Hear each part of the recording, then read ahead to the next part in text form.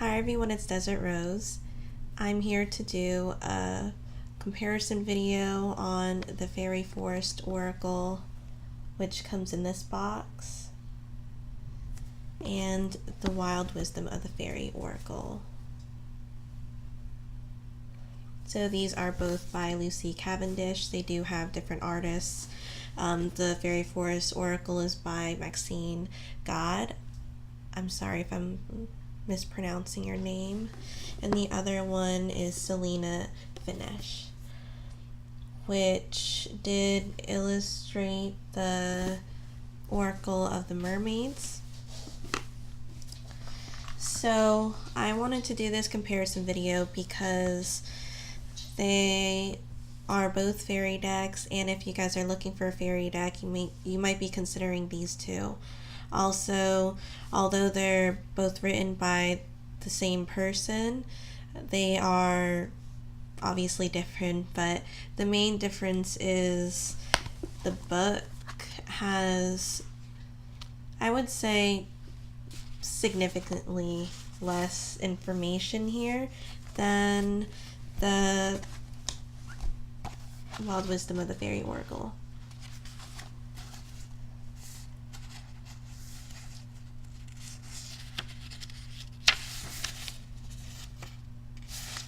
And I would say it really depends on what you prefer in terms of reading, and you don't have to use the books while you're reading. The cards are fine on their own. But if you would like to see the artist's interpretation, some symbols, things that they point out, she does give information about the Fae in the book too, then you might want to look at the books. I personally prefer the writing in the Faery Forest Oracle, mainly because another thing with wanting to read certain books or things that are written by certain people, there's also different writing styles, and I feel like with hers that I prefer less information, because at times I can feel that it can be a little flowery. It may go on more on tangents. Some of the information might be amping up the conversation that she has with you in the books. So overall, that would be one of the main things that people look at when comparing these two decks. So what I did, or what I'm starting to do, is put my own translations in this book, mainly because there is insightful things in here. But for me, I feel like I have to dig into it, so I'm doing some highlighting and again translating it to some phrases or words that are more natural, or I guess compatible to the way that I read things, or the types of words that really appeal to me. Overall, it could be said in a different way, so is what I'm trying to say. I did do that with another book that isn't part of this. It's actually the Sacred Path cards, and it's by Jamie Sams. I did have the same type of situation where she did write a lot. There was a lot of information, but I felt like it was more hidden for me just because it wasn't my type of writing style overall. But she does write beautifully, and I know a lot of people do love her work.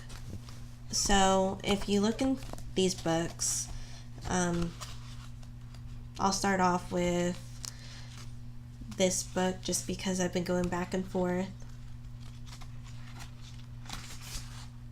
There is a mobile app, and that's what I used before purchasing my hard copy because I really wanted to see it. I got the Wild Wisdom of the Faery Oracle, and I ran into that situation. So overall, there's spreads. This is the table of contents.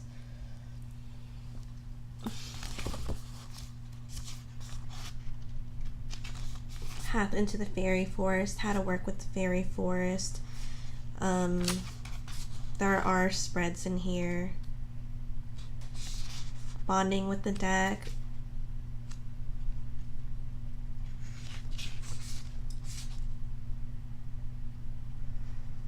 There is an interesting topic about reading the cards for yourself, which is the excerpt here. I'm not going to go completely into this book just because I am doing 2 decks in here, so it might be lengthy, so I'm skimming through it, of things that may point out to the reader in terms of what they would want to see in purchasing the deck. Bonding with the deck, a card a day, path to knowledge, resisting a message, unique qualities of the deck, reversals, another person handling the deck, so their energy on it, shuffling, keeping the reading flow and integrity, pure and integrity. And these are the layouts.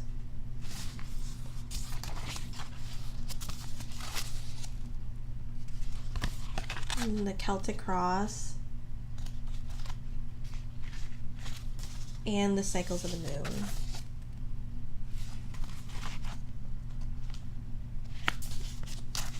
Sorry. And these spreads you can find on the mobile app too, which is so nice. And the pictures are big. You can turn the card around once you do the card pull, or you can browse through the app. So there's 2 main mobile app companies that offer oracles and tarot decks. Those are the main ones that you would see on the market for hard copies. So the cards, before we get into the cards, we see this beautiful picture, and this is a picture on a card. So the cards come with a picture, and then it goes into it. So I did write some of my notes because although I'm mainly doing the notes for this one, I want to get as much as I can out of these decks because I do work primarily with the Fae. So I could get into the card examples, and I'll pull a card out afterwards. So it has the artwork, the keywords that are found on the card, as well as the name and the interpretation. In the Wild Wisdom of the Faery Oracle, you see the divinatory meaning and the reversed meanings. So, and in terms of the connection with these decks, I do feel like this connects with me more, the Faery Forest Oracle, just because it has more of a balance of energies, of light and shadows and everything in between. And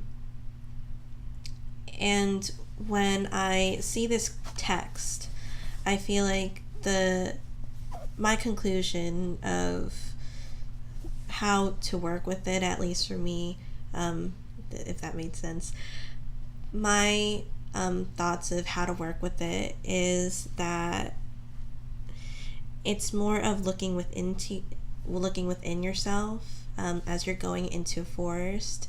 And I'm sorry, I keep going back and forth. Although you see this message of going into the forest and having the light and shadows and all these twists and turns which are found in this deck, that's what I feel like really comes out of here. And getting the answers for yourself. So I am going to do a flip through of the cards. So these are the backs. I edged these in black too. You could see that, well, there's a high gloss on here, but there's multiple borders, and some people really aren't into borders. This is an easy deck to trim. I'm not going to be trimming it because I like them. I think it complements the picture, without the borders, I feel like I wouldn't use the deck as much because the pictures are vibrant. So I love color, but I prefer them toned down. I have said this in other videos. So I'm not going to read the cards, but you can see that there's different seasons in here. It does correlate with some aspects of the Wheel of the Year. So I really love that.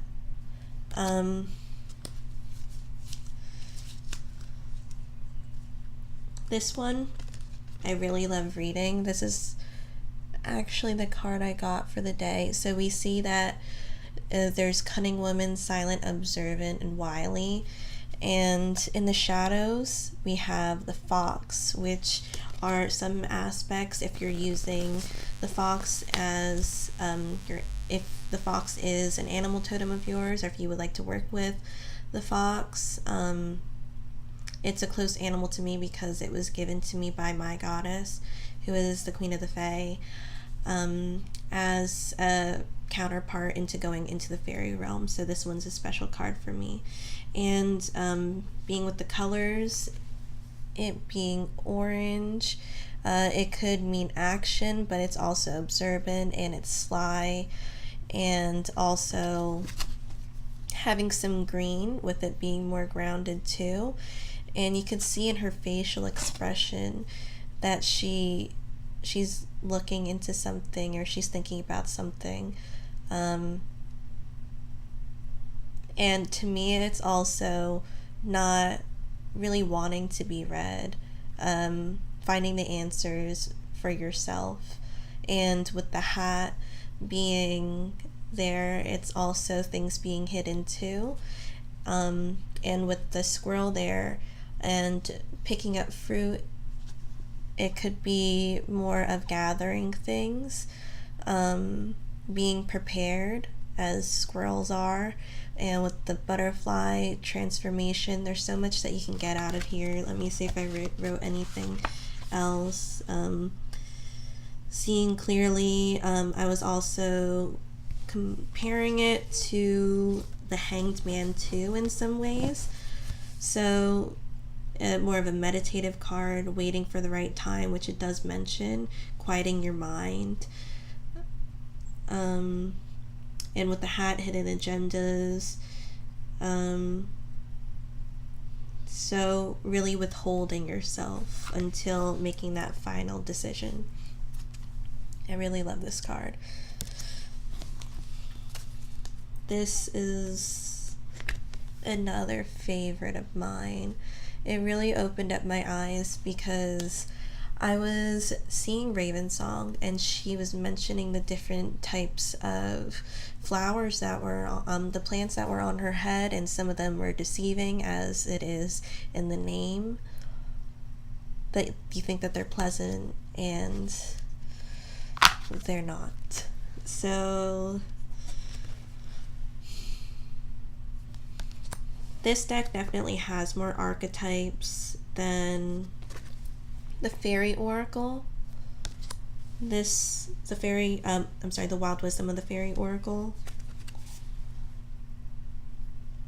And when I first got my hard copy, this was the card that came out, and it basically called me out on me being on deck overload. I see that this deck is easy to read for me because it matches me energetically more than the other one. And I do tend to connect better with darker energy. My goddess is a dark goddess, and you can really see that because some decks, and I think especially with Oracle, I don't think it's as appreciated, darker energy. That's just my opinion. And there's a funny story with what this deck reminds me of. So I'm originally from South New Jersey, and I grew up with, there's a lot of Irish people there, so I grew up with mainly Irish people. Most of my friends were Irish, and ever since I was little, ever since I could remember, I loved everything Irish. I still do, and I've always wanted red hair, like real red hair, and I used to think, well, I still do think that it's so gorgeous. So this makes me happy with the colors. There's a sense of warmth with this deck, which I really like. I do feel a balance here because although there are orange, more autumn colors, it's nice that it balances out the colder aspects of the year. What drew me into this deck too was that it is multicultural.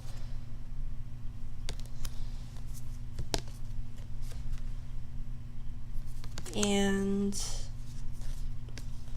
the card that really had me purchase the deck is this card, because I really do think cultural representation is very important in a deck, especially for those who also have that part of the deck. It's a part of purchasing a deck that really has them connect with it. That's really jumbled up, but you guys know what I mean. Like, I could understand if it takes place in a certain era or area of the world.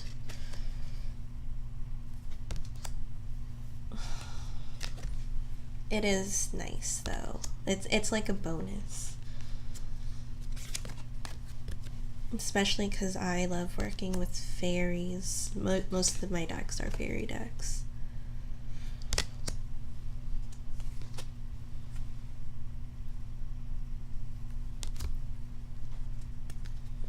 This is, I love this card because on her face you can see, well, this card is Oath, Promise, Pledge, and Contract, but if she really wants to follow through with her decision or not, and it doesn't have to be as serious as that, but I find it interesting. Not that I'm implying anything, but these cards are very emotive, and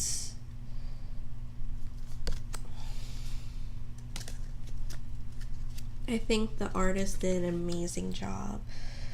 This is the cover photo, and my box got damaged. I don't usually complain about it, but I did message the customer service just because this box is it's so gorgeous. It's one of my favorite boxes that I've ever gotten for a deck. It's actually my favorite box that I've ever gotten for a deck, actually. So they did give me money back for the deck, so that was nice. I was thinking about if I should exchange it, but I wanted my first hard copy to be the copy that I work with. So this is so beautiful. I'm so mesmerized. I wanted this to like go on my wall. I was thinking about maybe I should just cut this up. I don't know if they have a separate, like a poster of this that I could just hang on my wall. So there is the King of the Darkwood Elves too. It is different in terms of artwork. So I actually don't mind it. I like the variety, but it's also like I feel like the energy still flows regardless of the different types of artwork. I know that might not be appealing to some people.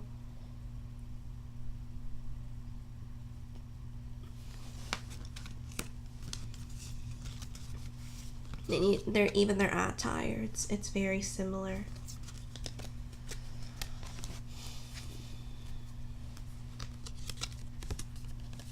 So I hope this video doesn't exceed 40 minutes. I know that's a long time to estimate, but it's already about 20 minutes.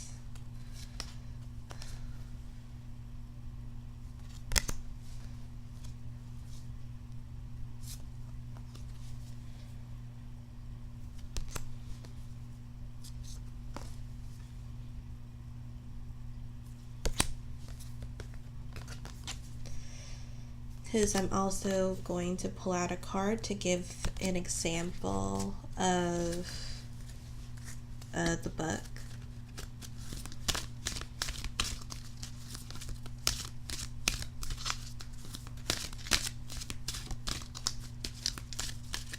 Both of these decks shuffle amazingly. I love Oracle size cards and cardstock.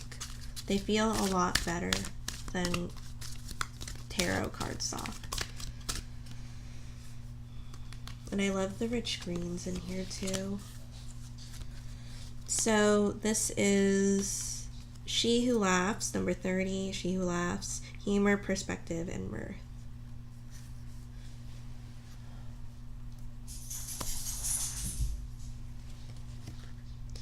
And this is an interesting looking card because it seems like she doesn't want to have her emotions seep through. Or she's trying to be as proper as she can. There's a sense of quietness with this card, and also more reserved.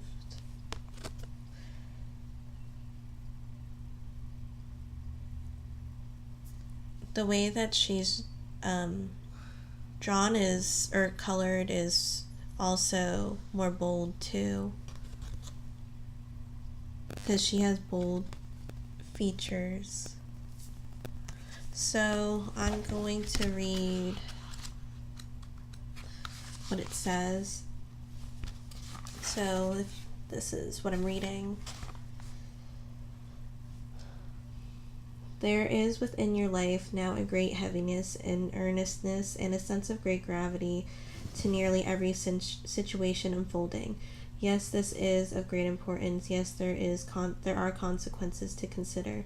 But this card has come to you because She Who Laughs wishes you to receive the healing power of laughter, the power that lifts the darkness and releases energy from stagnant, cold, and heavy energy field. From our energy field, indeed from our limbs and our cells and our hearts. For you, this laughter is as necessary as surgery is this moment, as it will shake loose the cords strapping you tightly to burdens you no longer need to carry. Let this light break through and laugh, as without laughter there can be no perspective. Without laughter there can be no movement forward. Without laughter there is a sense of deep abiding resentment. Lift this. She Who Laughs begins to help you seek out the moments, people, and situations that stir the sense of ridiculousness in you, and let the healing and the release of laughter roll through you and lift away the pain at the center of your being. Its time is passing. It will not melt away with tears of laughter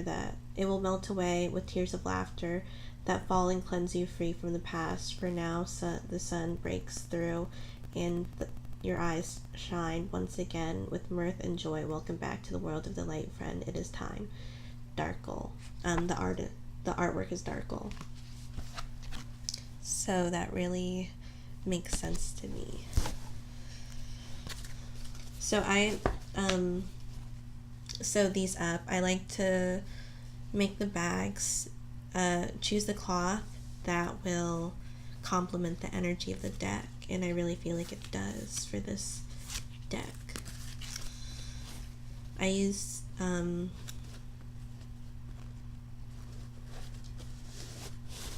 I also used white thread and white cording.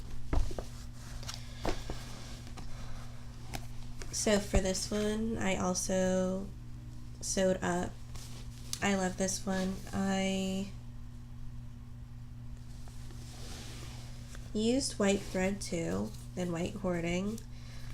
But what's so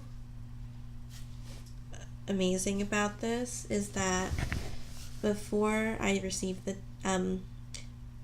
deck, and then my husband and I were going to the supermarket. So we went to the supermarket, and there were these flowers that were a lavender, so they were on the grayish purple side, and they're the most beautiful flowers I've ever seen. I feel like the Fae gave them to me as a gift or a sign because they match with the backings pretty well. They're really close in color, and if I'm using one of my phones, my Samsung, I just film on here sometimes, then they match up perfectly on camera. It's amazing. So I already have this cloth. I actually got cloth beforehand, and I kept feeling drawn back to get it, so I got it, and this is what it chose to be in. I had to cut this though because there's extra string. So these are the backs. Beautiful fairy star.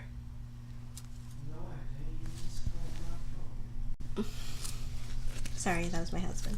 So, you want to say hi? Hi. So, I didn't edge these.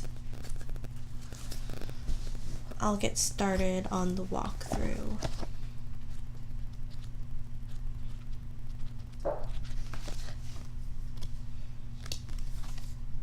There are more phrases in here.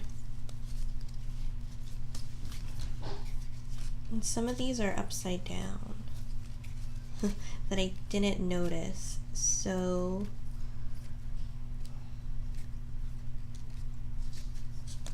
just gonna flip it over.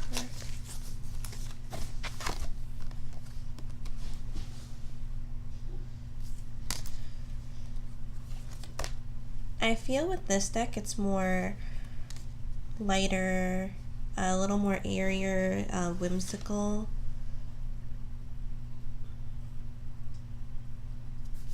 I wouldn't necessarily say it's more of the air element.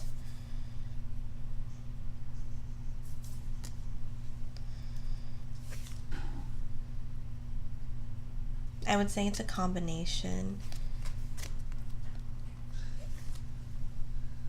of water and air.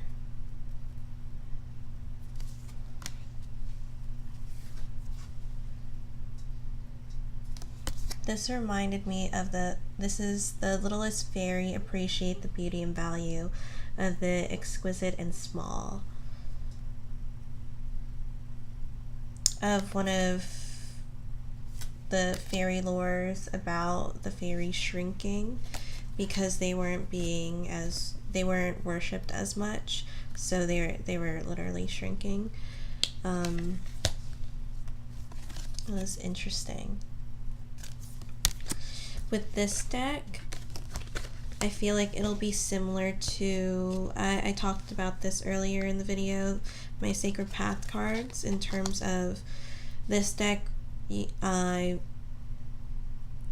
really need to get into, and not only connecting but also seeing what readings it would be best suited and how it connects to me, because the Sacred Path cards are one of my most beloved decks, and this one I feel like I will have to work a lot more to it with it, but it'll definitely be worth it. I feel like this one is going to be a really special one.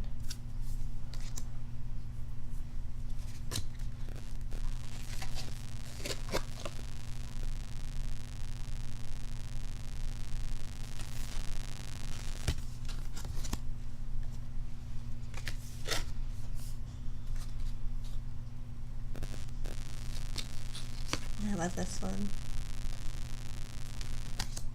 There is an older edition of this one, which has brown borders and backings, but I prefer this one.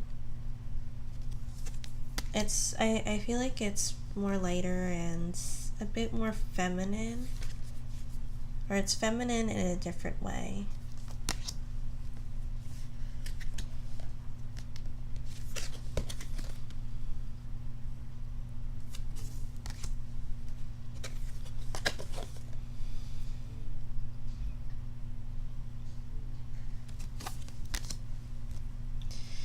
Even though I connect very well with this one, I do feel the Faery Oracle, I do feel like I'll get a lot of healing out of the wild wisdom of the Faery Oracle.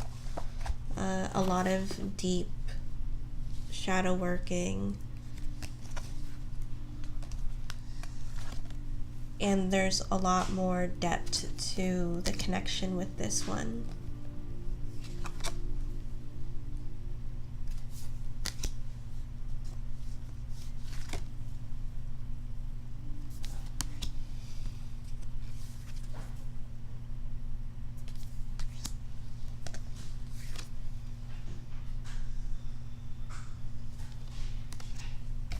Sorry, I'm putting it more at an angle because there's a glare. This is one of the cards that drew me into this. Lately, I've been looking at decks where I would learn more information about the Fae. So this is Secret Doorway, working with intuition, second sight opening, dimensional doorways, which is something that I can really connect to. The other card is the Gatekeeper card, which is coming up.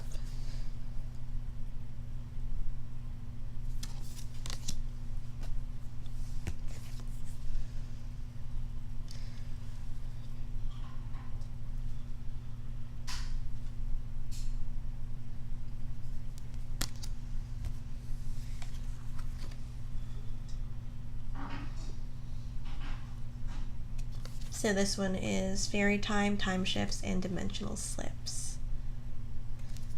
This Fairy Wishing Well one really connects to me too, in terms of not asking for too much and asking for just enough, because when the time comes when you need assistance, it might not come to you.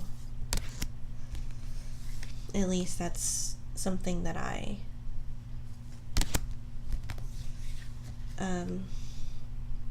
really believe in.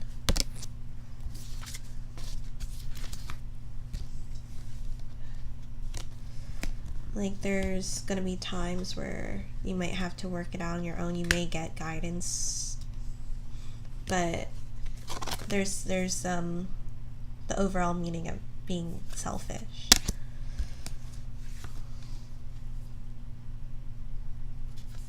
And also reluctancy.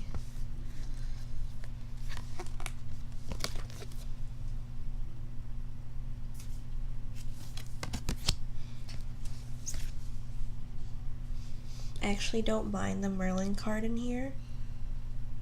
I don't really get an adverse reaction sometimes.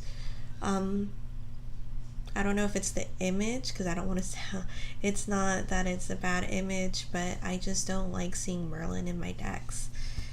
So that's just a personal thing.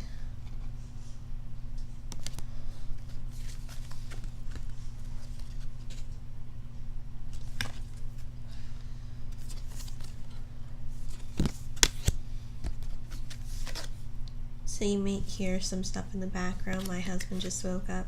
Lately I've been doing my videos while he's sleeping or he's doing something.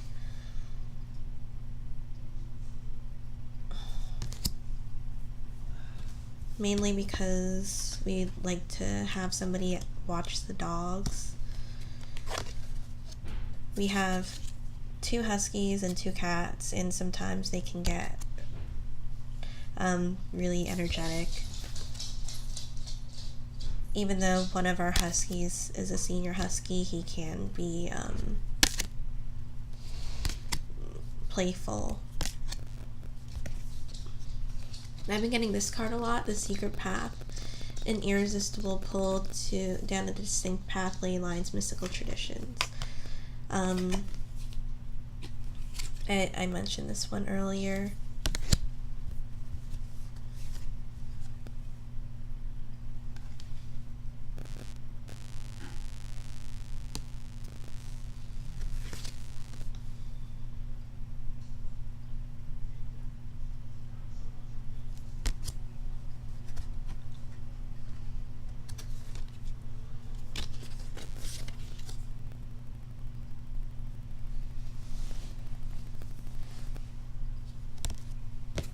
Sorry, I'm at an angle now because I needed to change positions.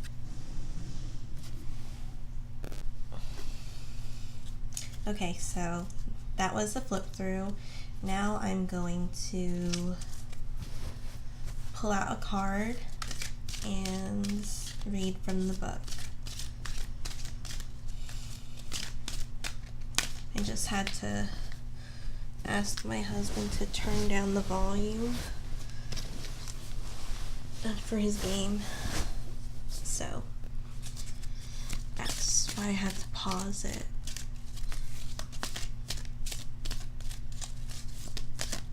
And I love fairy stars, Denisian septagrams. I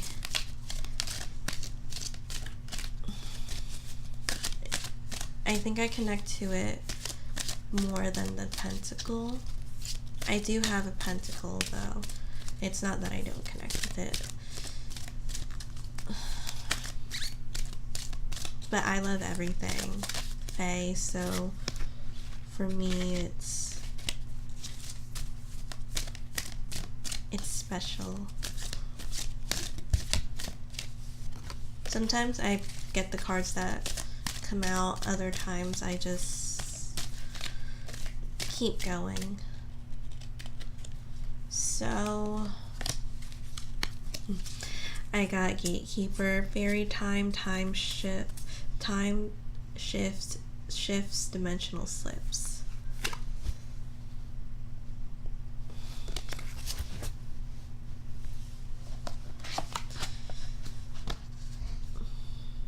So this is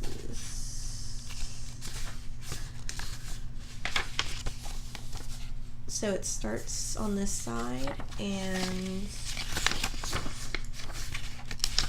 then it ends here. So in both ancient fairy lore and in the magical world of the fairy, past, present, and future coexist and are fluid and transferable. There are unusual to most human ways of thinking, exchanging those dimensions. Time and fairy are just shifting qualities to vary space, size, and shape. They are time travelers, shapeshifters, and space travelers. Completely agree.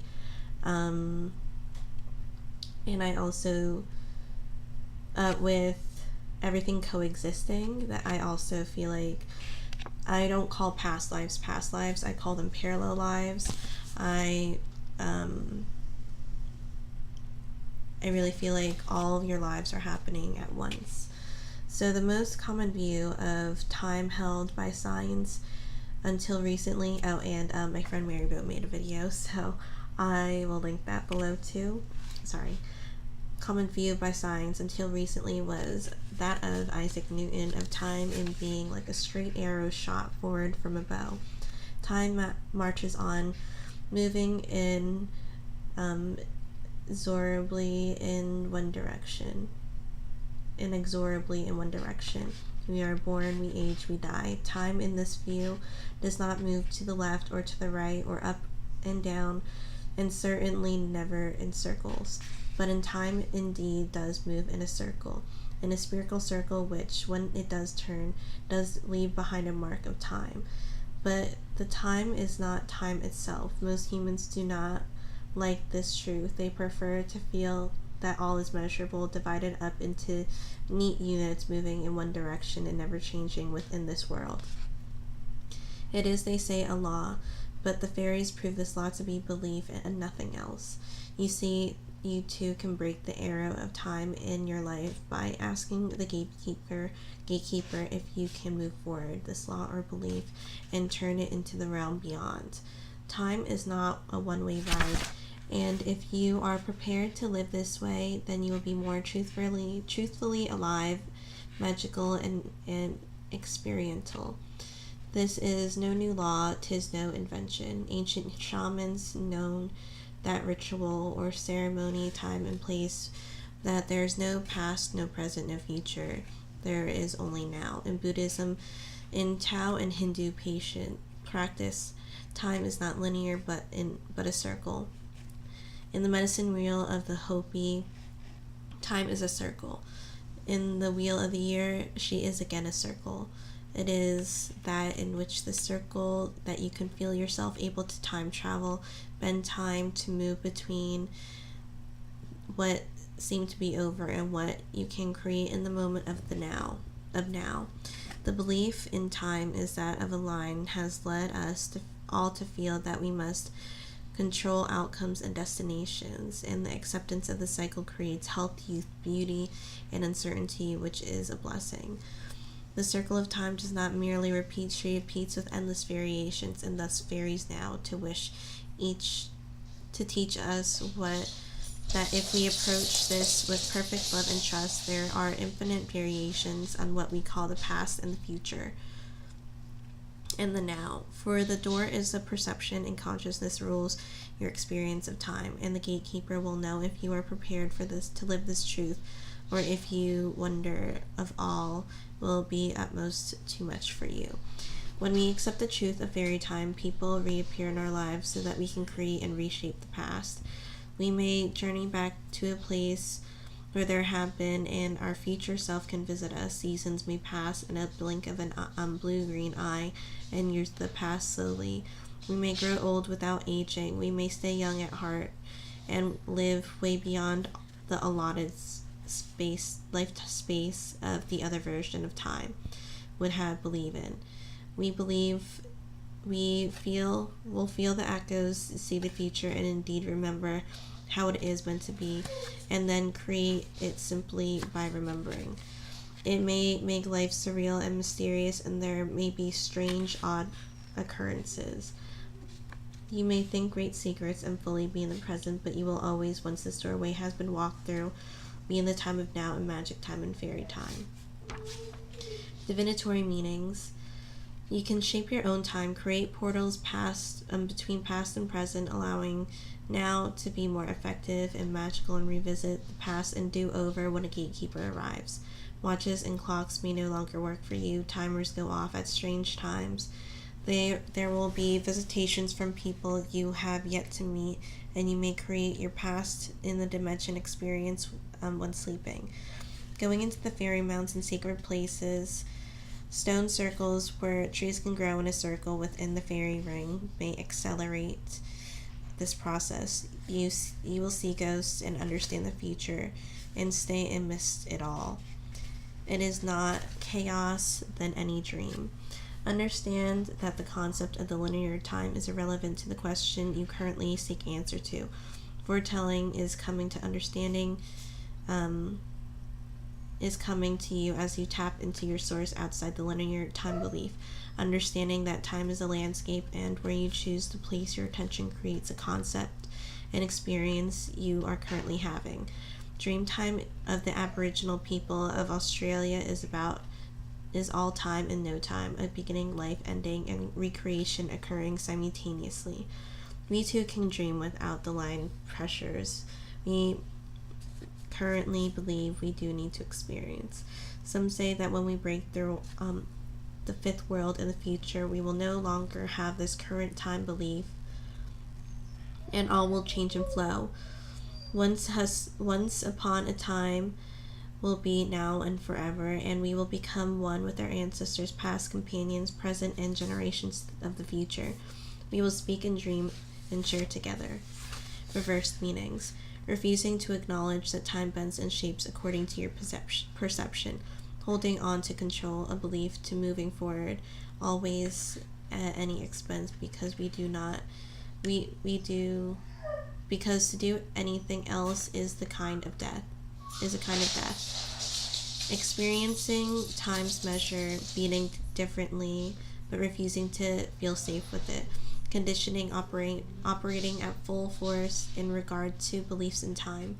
You will find it very difficult to be on time when this card appears reversed. Ask the gatekeeper for assistance, and then time will be your friend, and you will dance within its flow.